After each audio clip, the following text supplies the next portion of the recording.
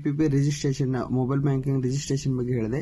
ಎರಡನೇ ವಿಡಿಯೋದಲ್ಲಿ IPPB virtual debit card ಬಗ್ಗೆ ಹೇಳಿದೆ. ಈಗ ಮೂರನೇ ವಿಡಿಯೋದಲ್ಲಿ IPPB ಆ್ಯಪ್ ಇಂದ ಫೋನ್ ಪೇ ಯಾವ ತರ ಲಿಂಕ್ ಮಾಡ್ಕೋಬೇಕು ಅನ್ನೋದನ್ನ ಹೇಳ್ತಿದ್ದೀನಿ. ಈ ತರ ಬರುತ್ತೆ. ಇಲ್ಲಿ ವ್ಯೂ ಡೆಬಿಟ್ ಕಾರ್ಡ್ ಅಂತ ಒಂದು ಆಪ್ಷನ್ ಇದೆ.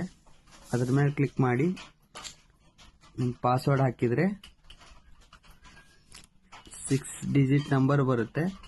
ಅದರಲ್ಲಿ ಎಕ್ಸ್ಪೈರಿ ಡೇಟ್ ಅಂತ ಬರುತ್ತೆ ಕೆಳಗಡೆ. ಇಷ್ಟ ಆದ್ಮೇಲೆ ಇಲ್ಲಿ ಫೋನ್ ಪೇಗೆ ಹೋಗಿ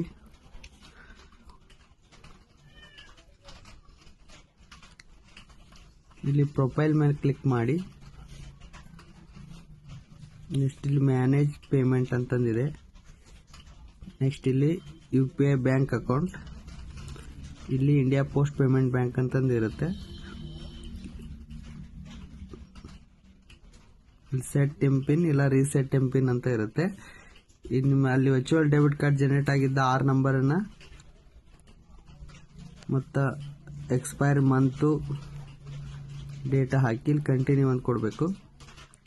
ಇದಾದ್ಮೇಲೆ ಒಂದು OTP ಜನರೇಟ್ ಆಗುತ್ತೆ.